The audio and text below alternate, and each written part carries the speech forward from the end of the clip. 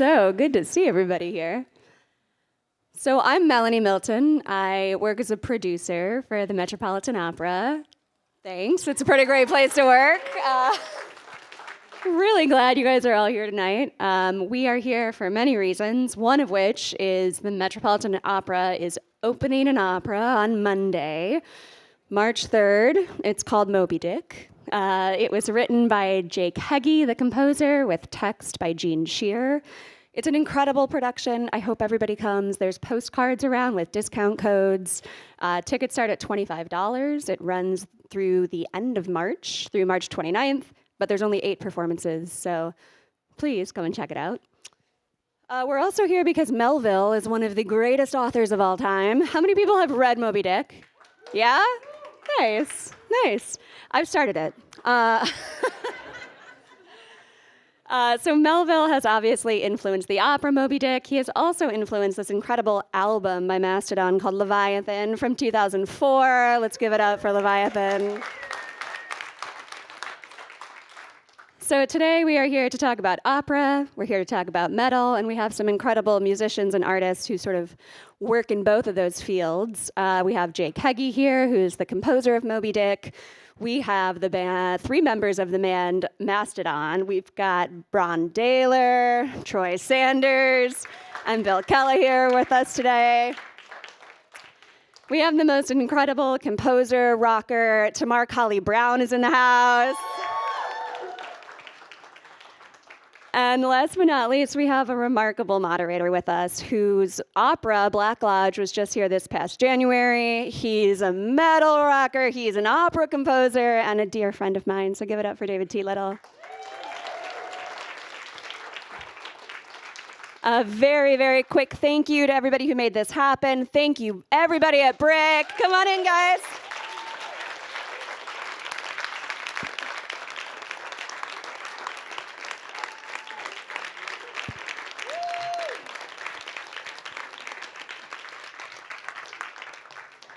Last but not least, thank you to our incredible hosts. Brick is an amazing venue. Please check out all of the work they do here. It's really remarkable.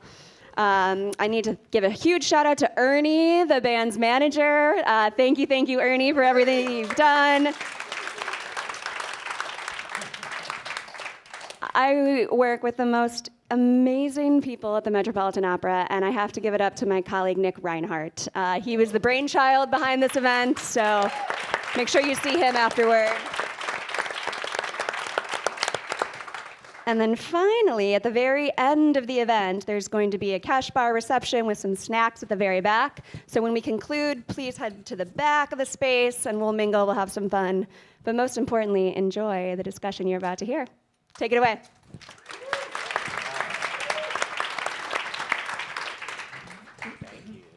Hey everybody, thanks for coming out tonight. I'm David T. Little. I'll be moderating this terrific conversation with this fantastic panel. Let's hear it again for this panel, please.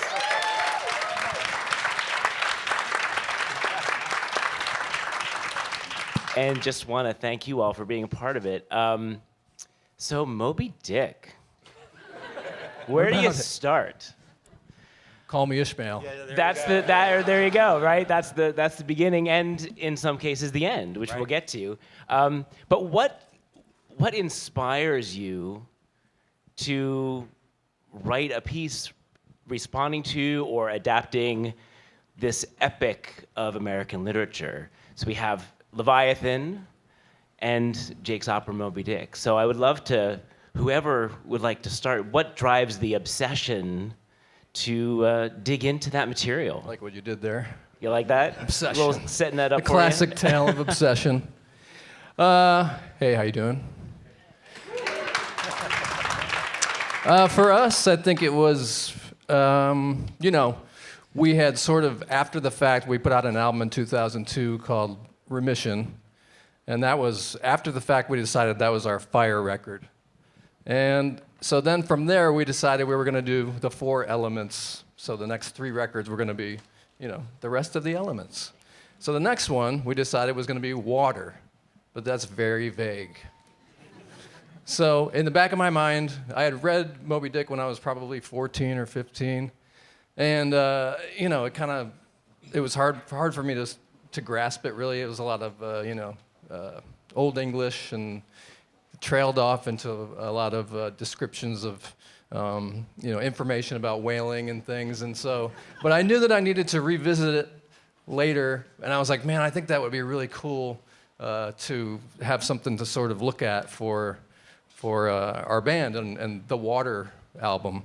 And so I was in Hawaii, and I was going to meet the guys in the UK, London, to start tour. And I had a 35-hour flight with many layovers.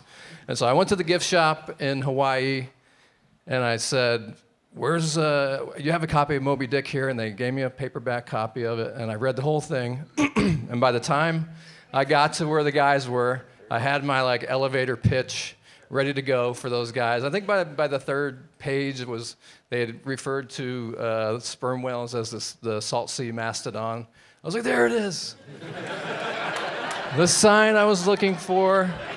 But then reading and just reading the book, there was a lot of archetypes of the sailors or the people that were on board the Pequod that reminded me of my own bandmates, Queequeg. But I feel like we all kind of embodied a lot of those crew members. We were dirty. My wooden leg, right? Yeah, it was your leg. Yeah, that helped. The inside of we had an E350 white Ford Econoline van that we called the Fart Box, but also called Moby-Dick after Leviathan came out, because the insides of it smelled sort of like the insides of Moby-Dick and the Pequod, kind of a nice little combo bouquet. Anyways, there's just a lot of parallels, and then I thought that aesthetically, just a couple of cross harpoons, put an M there, it could just be really badass and make for some really cool metal t-shirts, and also just kind of give us a really good focal point for a story to tell and a cool concept album. So I sold it to the guys, and they said they thought it was a good idea. Yeah, we were pretty 10 sheets to the wind when you told us that story. We're like, that sounds like a great idea. Yeah, I love it. Okay, and you said if he remembers this tomorrow, we'll rediscuss. Yeah, if Braun can remember that same elevator pitch by tomorrow. Yeah, at the Holiday Inn in London Airport. That's where that happened. He did remember the next day. And then we talked the pros and cons. It's like, we're a brand new band, so we could give this a go. We could take the risk. What do we have to lose? We have 1.5 records out. And he's like, dude, we get all the artwork and the T-shirts, it could go on for years. And now it has, so you were right. And we're like, but this, if we're trying to be this cool heavy metal band, trying to separate ourselves from the rest of the pack, if we do a concept record based on Moby-Dick and it's not good, career suicide, our band's done. Yeah. But Braun, you won that conversation, and I'm so glad you were exhausted and drunk and had a 35-hour flight. Yeah. Or we wouldn't be here with you cool people on Friday night. Yeah. But I think the obsession part, we were obsessed, and not necessarily making it as a band, but we just were obsessed to be out there and playing music for people. At the time, we were playing in basements and VFW halls, and we didn't change our clothes for a couple months, and so our life, we felt, sort of mirrored that of the people that were on board the Pequod and sort of chasing after this white whale. Does it exist? We're not sure. And so it's more about the journey than the actual catching the whale. We were like the pirates who are leaving our families behind in this not white Ahab. ship. Ahab knew that it existed. It took his leg, of course. But anyways, that's why we went with it. Awesome. That's great. Jake. David. Tell us about what possessed you to adapt, because in the world of opera, adapting a gigantic novel is very, very difficult. Yes, it was very difficult. So it was proposed by my late friend, Terrence McNally, the wonderful playwright. We were looking for a project. We had done the opera Dead Man Walking together based on Sister Helen Prejean's amazing story. Thank you. And so we wanted to do another project, and we had been invited by the Dallas Opera. They were building a brand new opera house. Very bold and beautiful, and they asked us if we would like to do something as part of the initial season. And Terrence looked at me and he said, well, there's only one thing I want to do, and that's Moby-Dick. And I just thought for a second, and I was like processing Moby-Dick. And because I had read it in my first year of college when I was living in Paris, but I was still too young to really take it all in. But I saw this twinkle in his eye, and him being a great man of the theater, I said, he knows that it's possible to do this. And so I said, well, let me read the book. So I read the book, and I realized it is so full of music. It is so rich with music and visuals and adventure and physicality, and the journey itself is operatic. The tensions between the people, between Starbuck and Ahab is a classic tension, and it's a timeless book. Again and again and again. And Melville had just found Shakespeare when he was writing this book, so the language is very rich. So it was full of music, and all of a sudden I thought, this is possible. And Terrence had to withdraw for health reasons, and my friend Gene Shear stepped in, and I told him all the things that we had decided, and he agreed to take it on. And at some point we were like, but the book is narrated. It's by someone who's already experienced this and survived, and that is not theatrical. To just watch someone on the stage saying, and then this happened to me, and then this happened to me, because the tension's gone, So that's when, I don't remember which of us, we were talking about ideas, and we thought, well, what if we take the most famous line in literature and we put it at the end of the opera? So Call Me Ishmael, we watched this young sailor, new to a whaler, experience all these things on the boat and learn about life and about friendship and about connection and about life and death and devastation and horror and beauty. And as the sole survivor, when he's rescued and the captain from the ship says, who are you? He doesn't say, my name is Ishmael. He says, call me Ishmael. And so let's let that be, and that gave us freedom to really adapt the book, because it was daunting to think of taking an 800-page novel and creating something that works on the opera stage. But it was the language and the way Melville wrote it, and those characters immediately struck me as like, this has to happen. And maybe it was arrogant to think that we were the ones to be able to bring it to the stage, but that's art, right? I know how to do this. I know that I can do this. I don't know how the hell I'm going to do this, but let's do this. And, it turned out okay. So, here we are. Anyway, it really is, if you haven't read the book, give yourself over into the pace of it. Give yourself over to the language, and just let it wash over you. And what we were talking earlier, what a lot of people don't realize, it's a very funny book, too. There's a lot of humor in Moby-Dick as well. So, I can't recommend it enough. So book yourself a 35-hour flight. Get a copy. Exactly. That's right. We'll go to You'll be Hawaii ready first. to go. Yeah, right. Exactly. Because you got to get it from the gift shop at the Hawaii, at the That's right. airport there. That's It's right. Yeah, that's phenomenal. It's amazing. They had it at the gift shop. They did. That's yeah. incredible. That's incredible. Yeah. I still have the copy.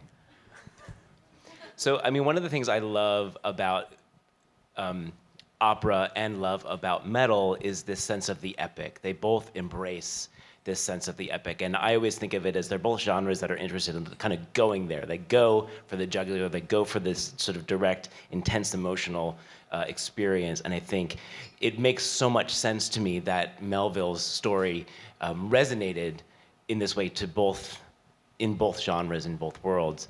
I want to ask Tamar-kali, as someone who, as a performer, coming out of hardcore and punk, similarly embraces that sort of intensity. How does that communicate into the work that you do as a composer for opera, as a composer for film and television, and as a band leader? Definitely, I think the thread in all, as someone who does not only create, but is a fan of music and has those experiences, you want a visceral experience. So when you engage with some type of art, if it really makes you feel something and feel something intensely, that can also lead to inspiration. And I think that in terms of what I bring to these different layers of my work,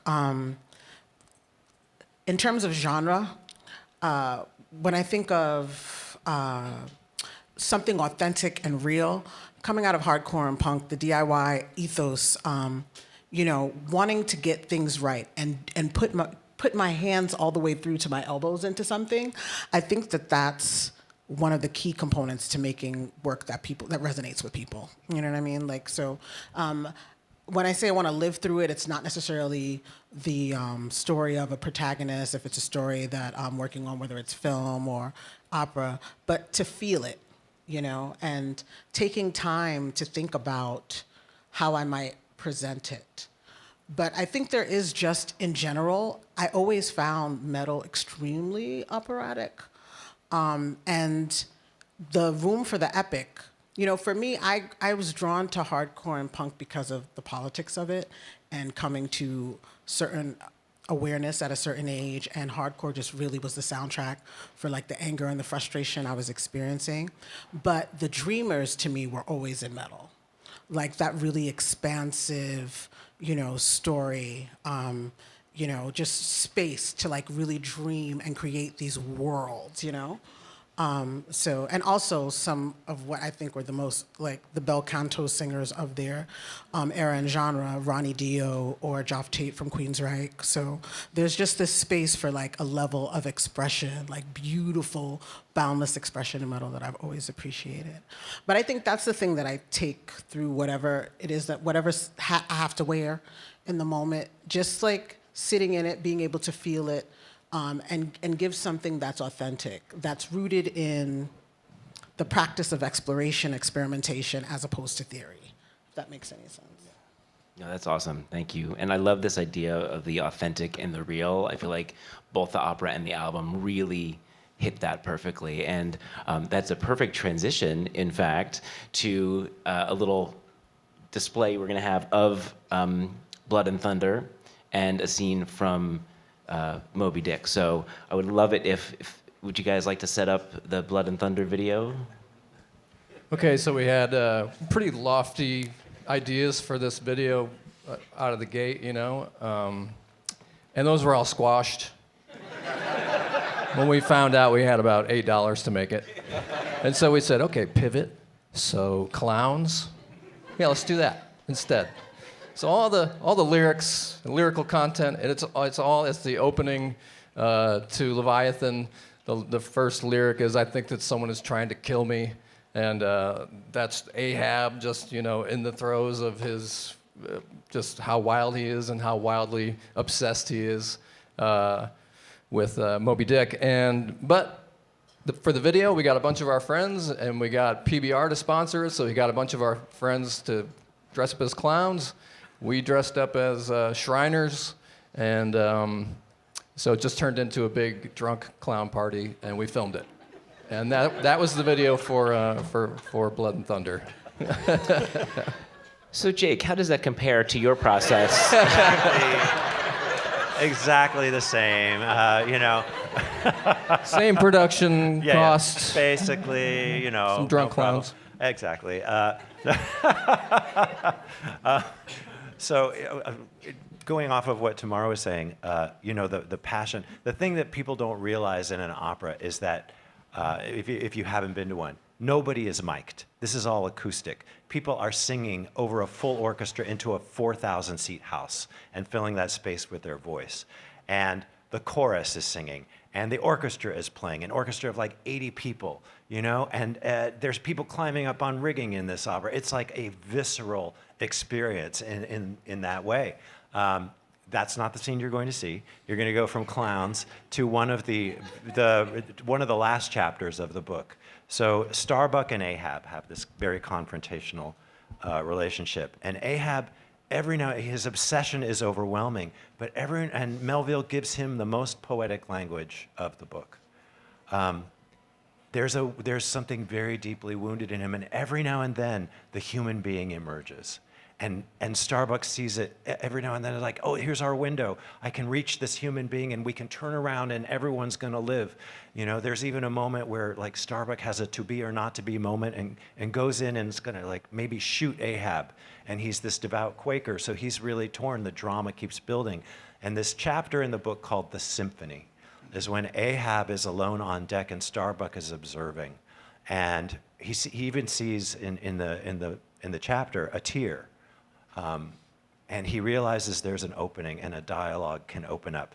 And there's maybe a chance they'll go home and see their sons and their young sons and their wives who they left behind all all this time ago. And I don't know exactly, because Melanie, I don't know exactly how much of the scene we're doing, but I think it's just like a couple minutes excerpt. But it's when Starbuck and Ahab, because Starbuck sees this window, actually sing together. And my librettist, Gene Shear, did this brilliant thing. We're right at the end, towards the end. Starbuck is like imagining their sons waving to them as they come in and saying, look, there they are, there, there. And they both start singing there, there, there. And suddenly Ahab goes, there. And he sights the whale, and that's when everything goes away. But it's a really wonderful dramatic moment. So I think we have that in here in the clip too. I'm not sure exactly what is in the clip, but this is from the dress rehearsal yesterday, right? Great, terrific, yeah. And I think let's start off with Tamar-kali, if you wouldn't mind reading the passage from the novel, and then we'll show the two video clips. What is it? What nameless, inscrutable, unearthly thing is it? What cozening hidden lord and master and cruel, remorseless emperor commands me that against all natural lovings and longings, I so keep pushing and crowding and jamming myself on all the time, recklessly making me ready to do what in my own proper natural heart I durst not so much as dare. Is Ahab Ahab? Is it I, God, or who that lifts this arm? But if the great sun move not of himself, but is an errand boy in heaven, nor one single star can revolve, but by some invisible power, how then can this one small heart beat, this one small brain think thoughts, unless God does that beating, does that thinking, does that living, and not I? By heaven, man, we are turned round and round in this world, like yonder windlass, and fate is the handspike. And all the time, lo, that smiling sky and this unsounded sea. Look, see yon albacore, who put it into him to chase and fang that flying fish? Where do murderers go, man? Who's to doom when the judge himself is dragged to the bar? But it is a mild, mild wind and a mild-looking sky, and the air smells now as if it blew from a faraway meadow. They have been making hay somewhere under the slopes of the Andes, Starbuck, and the mowers are sleeping among the new mown hay. Sleeping? Aye, toil we how we may. We all sleep at last on the field. Sleep? Aye, and rust amid greenness as last year's scythes flung down and left in the half-cut swaths.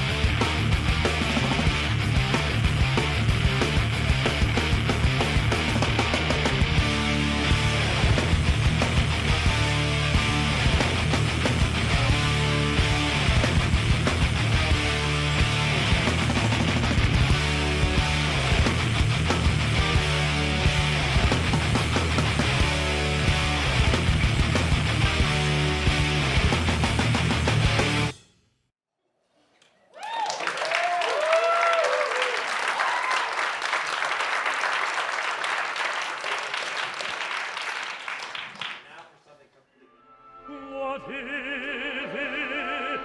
What a nameless unearthly thing is it?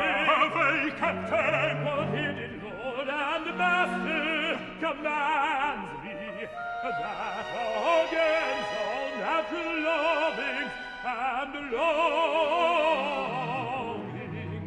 Captain, I so keep pushing and crowding and jamming myself all the time there on the hill. What remorseless emperor commands me? Is a Captain, there on the hill is my God or that lifts this arm.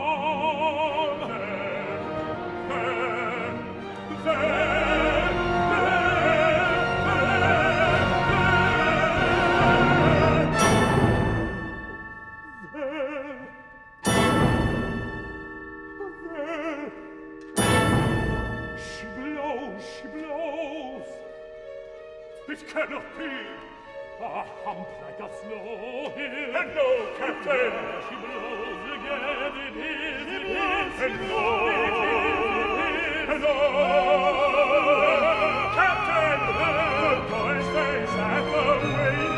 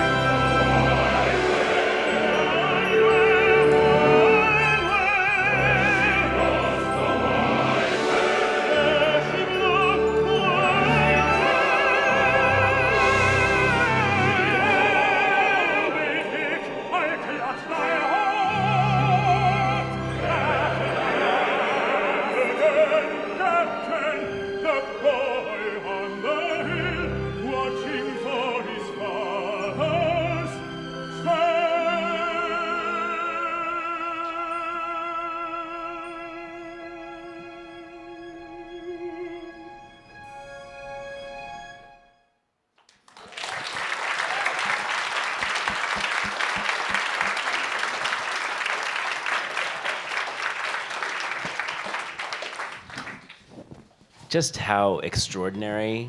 I mean, both of those, so great and so, in some ways, different.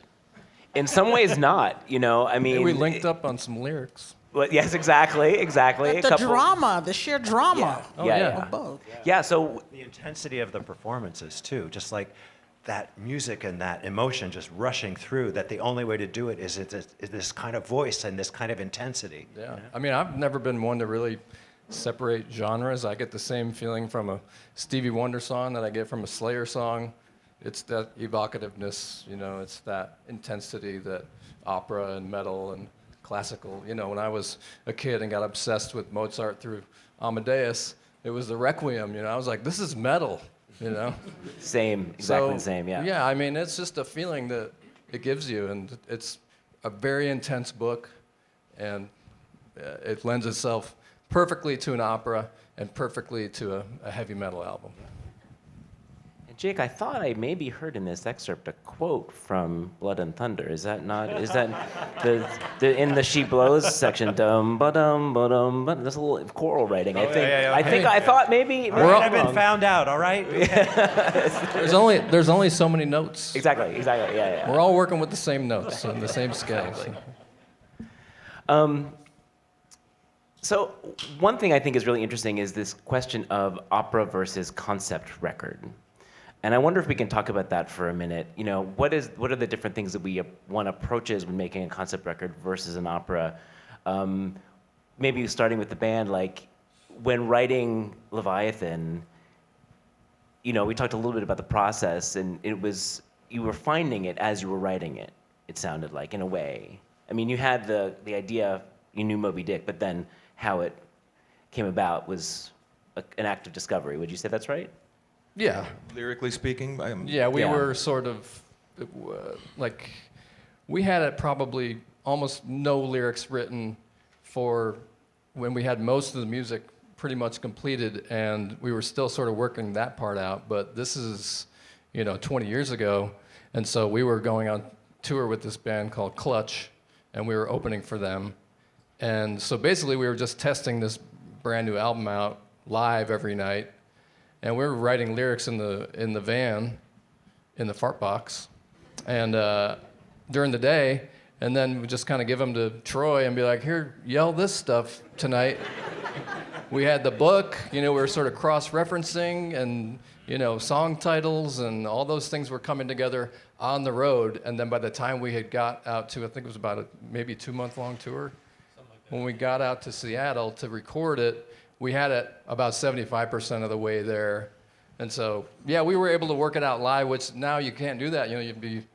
Everybody's YouTubing, filming you and stuff, but back then it was, everybody, there wasn't any of that, so you could safely go out there and work your new stuff out live and see what worked. And were you thinking about the arc of the story in a particular way, or were you just sort of feeling your way through it, or how did the narrative of the book kind of It's interact? tough. I knew that I wanted the first line to be that from Blood and Thunder.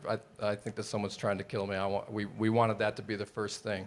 So a lot of times you'll figure out your first thing and you know what your last thing is going to be. And you're like, okay, we'll arrange. But it's tricky, obviously with an album, you need it to flow a certain way musically so that it feels right. You know what I mean? And that's all by just listening through it and being like, well, that song needs to go there. And you go through 100 different configurations. But I think musically we sort of knew what we wanted to do, and then we were writing lyrics. So it helped, to have it sort of work out that way so that we could sort of try to sort of loosely tell the story and have it go, But we trailed off a lot, too. We went into different things. We're talking about Fiji mermaids, but, it was all things sea creatures, and we have a Megalodon song. And so it was, some things were a reach, outside of Moby-Dick, but, Moby-Dick was the focal point, and then we went to all things that were mystical and magical in the sea, and, so it was great. really fun to make, that it was a very fun album to put together. Cool.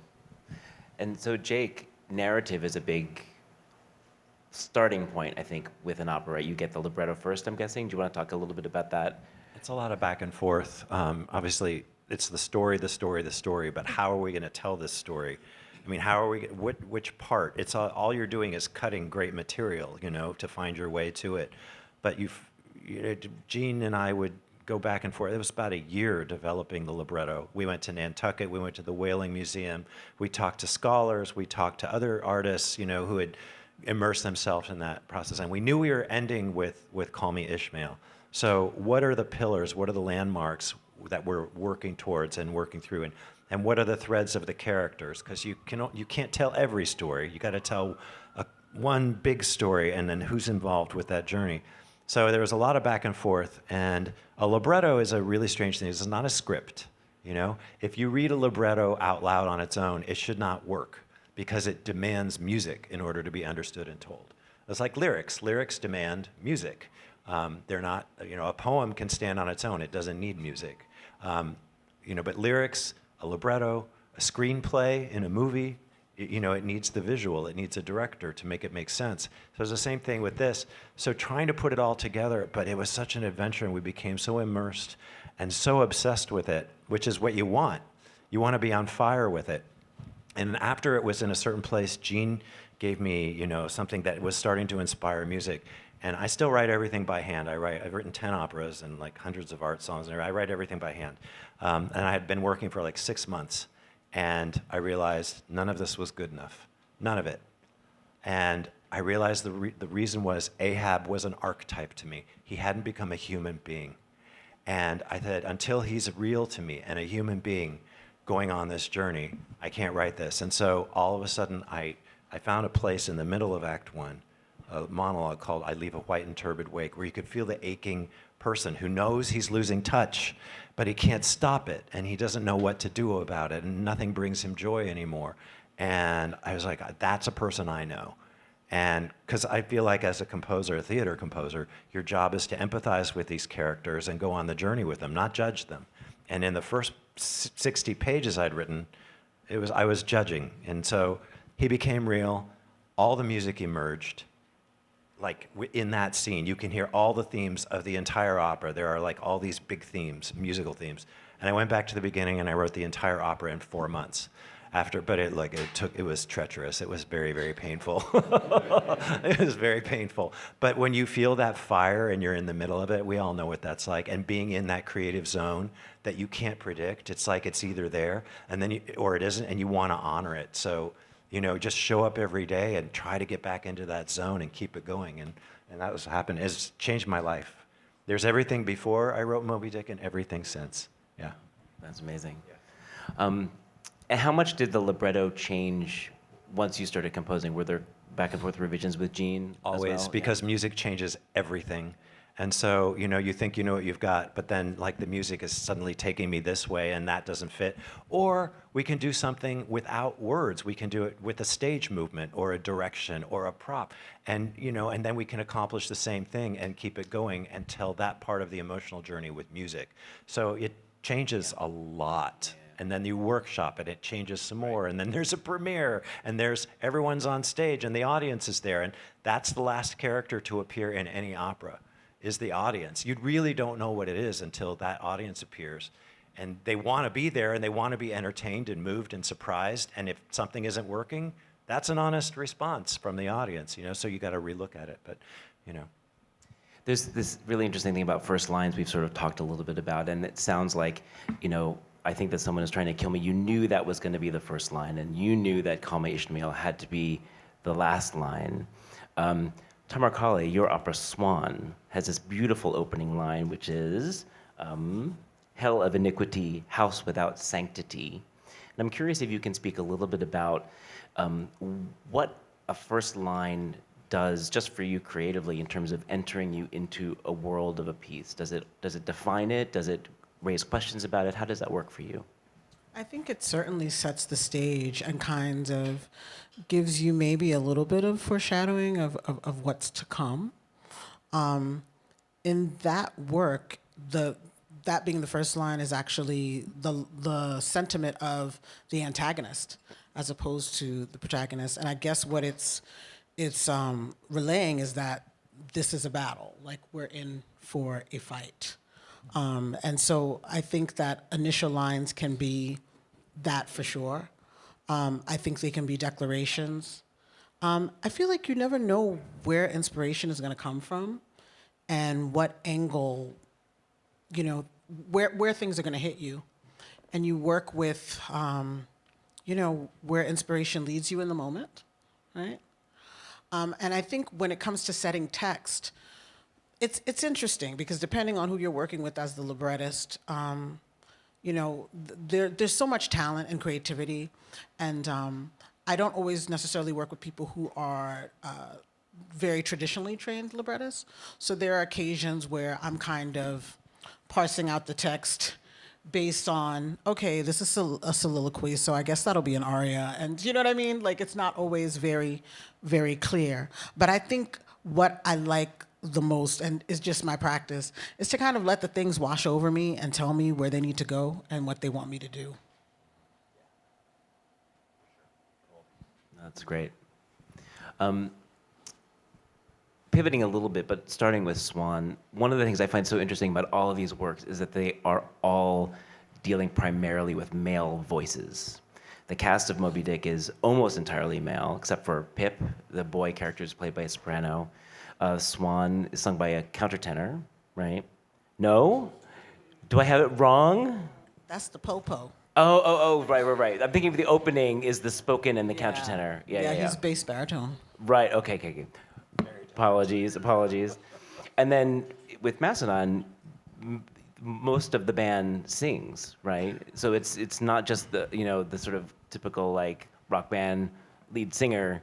It's sort of more complex than that. So I wonder if we could just talk about what that's about for everybody and how creatively that has developed or emerged or just feels.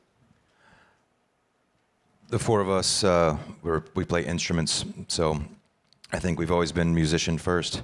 And originally in the year 2000, we did have a fifth member. He was a singer. And after a few months, he had to bail because that lifestyle wasn't good for him and he needed to leave. So we'd already booked a tour in our fart box that we just picked up. So we had to get on the road. And so we didn't have time or the energy to look for a new singer. So we just started coming up with things and doing it on the road because it had no repercussions because we were a brand new band and we were just trying things out. And it took us a minute. When I say a minute, it took us many, many years to figure out how to pat your head and rub your belly and play and sing at the same time. And we've tried very hard. And 25 years later, I think we're doing a good job. Or we're trying, we're trying to do a good job. But we, thankfully, we're very selfless as people in the band. And there's been times where, like, for example, Braun will write a cool lyric for a chorus or something, and he'll try singing it, and he's like, dude, it's not fitting great, man. I hear your voice on it. Or vice versa, I have this cool idea, but I can't sing it pretty, So I'm like, Braun, you try this there, or whoever. And we're willing to share for the greater good of the song, which I think is cool because it's not, the opposite would be horrible if it was like, I wrote that, so I'm singing it. So thankfully, we're not like that, and we're just, a bunch of dudes, and we're trying to do our thing. None of us really wants to sing, so we're like, you do it. I am not doing this part. You do it, and then you do it. I don't want to do it. You do it. But yeah. But then someone has to do it, and we do it. You can't just play music. You gotta sing on it too. So, voila, we're like the Beatles. Yeah, that's basically what I was trying to say. That's what we're doing. So you mentioned Swan, and so this is a chamber opera that I have in development. That's about the first documented American to identify themselves as a queen of drag. And he was a formerly enslaved man that lived in Washington, D.C. and threw balls. And people found out about him because they found all these historical reports of the raids that they would do on his house, his private parties they would raid. So he was arrested a multitude of times for having what we know as the early balls. And so for selecting a bass baritone, I thought that there was a deep beauty and that we needed to sit in the rich, deep bass baritone of a feminine man, as opposed. So people often assume that he's going to be the countertenor, but no. And I just there's something about it. It's just about I think a lot of times even when we're thinking, oh, this is outside of the margins, there's this very specific way that we imagine non-traditional or non-mainstream people, and that it's a toss-up. Like us human beings, we come in so many different arrays of our humanity, and so I thought that there was this beauty in this elegant, regal, fabulous frock and a deep bass baritone. And with the opera, once we decided the whole thing takes place at sea. So all of the early chapters on land, they don't exist in the opera.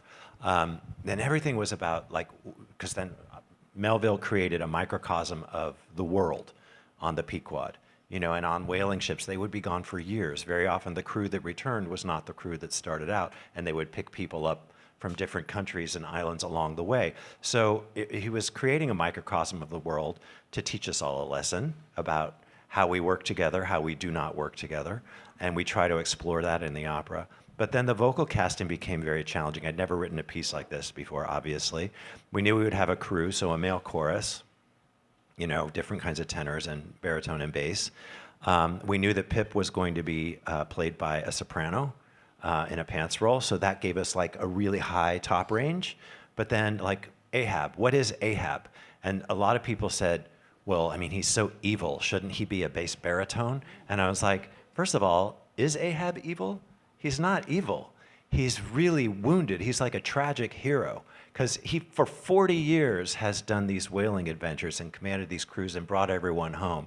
But, since his leg was chewed off by this white whale, he's become a little crazed, and actually a lot crazed. And so it was Terrence McNally's idea that actually Ahab should be a Helden tenor. That's the heroic tenor that's famous from Wagner and Strauss. You know, really high, beautiful, big, bold voice that carries everywhere. And that makes sense on a ship, that his would be the voice that commands and brings everyone in. So then we're like, so what's Starbuck? Well then, if we have this big heroic tenor, then we need maybe a heroic baritone to counter that. And then we have Queequeg, who's like the soul, the spiritual soul of the ship, a Polynesian prince who's working on the whale ship. And it's played by Ryan Speedo Green, who's unbelievable. And so we thought, well, we have all this range, so let's have the spiritual center of it. Let's have him be sort of a bass baritone. And then that means his opposite is his sort of singing partner is the character that will be Ishmael. And I want that to be a lyric tenor that sounds very youthful and like, you know, has this kind of lighter, beautiful, shiny voice. So that's that pair. And then there was the comic relief, Flask and Stubb.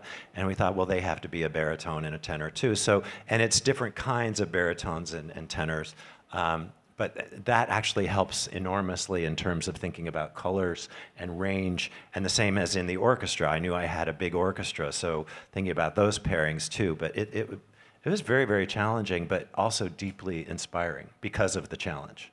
Yeah. Right. Well, and keeping things in balance and keeping things clear, I think, is very tricky. And I think it also I mean, that you decided to keep it all in C shaped the narrative as well. And there's this kind of sense of maleness to this whole proceedings, which I think is interesting. And seeing the dress rehearsal the other day, it was this moment where there's the jig that happens and the dancing, and there's this sense of play that I always appreciate in male narratives, which is something that I've done in some of my own work, where you can always sometimes forget about the playfulness, but then I notice that the play turns into a brawl. It turns into a big racial fight between the dark-skinned and the light-skinned sailors, which is also a reality.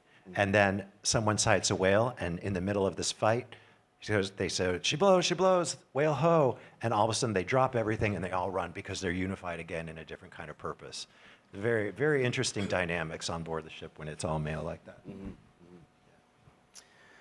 Well, we're just about out of time. Yeah, I just wanted to say one more thing about just the song that we played, Blood and Thunder, that has everything to do with Moby-Dick. We actually brought in another vocalist to sort of play the part of Ahab, because we're on tour with that band Clutch, and his name is Neil Fallon, and he's the singer for Clutch. And the whole time we're on tour, I'm like pining over this guy because he's Ahab for Blood and Thunder, but I'm so nervous to ask him to do it, you know, because I don't want to be rejected. I got that fear. So I'm just watching him every night. He's like Ahab up there, you know, and I'm telling these guys, we got to get Neil in there, man. It's like perfect, you know, and it's like a scene change, you know, and when his voice comes on, you're like, oh, this is a different person, and this is a new thing, and this is Ahab, you know. But yeah, I finally got up the nerve to ask him. And he said yes, obviously. I love that idea of the scene change too. It's such a dramatic moment. You really we had to have a different voice come in, and it had to be Neil. Yeah. You know, because he's just every night you'd see him up there and be like, that's the guy. You know. Anyway, that's so great. Talk about that. Thank you. So I just wanted to end with, there's a quote that I came across, and I would love to hear everybody's response to this quote. It struck me as feeling especially relevant at the moment.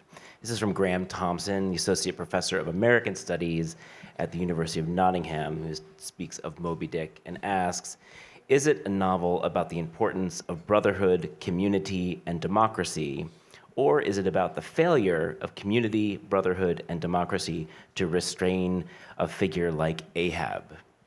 Melville does not answer this clearly. What do you guys think? Yes. I'd say the latter, probably the latter, especially like, you know, where we are right now. Yeah. It's like, I was thinking about this on the flight before I knew about this question, but I would definitely say the latter. And the mad ravings, you know, he tacks up that shiny Spanish gold, and everyone goes, yeah, you know, and they go running after it because yeah, Yeah, they think that's what they want. There are harrowing scenes in the book and the opera where you're just like, whoa, this is, I mean, it's timeless and timely, and it's of our time, and it's happening. Yes. And also with him putting up the gold and then being like, I'm gonna take it.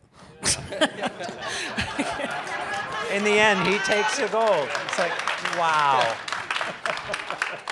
Well, thank you all so much for spending this time together and time with us to discuss these two amazing works.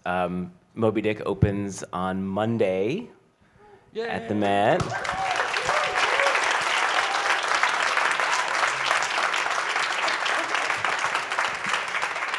And Mastodon, you're on tour again soon, right? Probably. I think so. Leviathan is available on yeah. streaming services and your local HMV and Tower Records, no? We'll be very productive this year, so. It's reaching back into the annals of... And you know, we're all going to be hanging out just back at the bar. So stick around, and thanks everybody for being here. It's Thank great you. to chat with you. Thank you, guys. Thank you, guys. Thank you. Wow.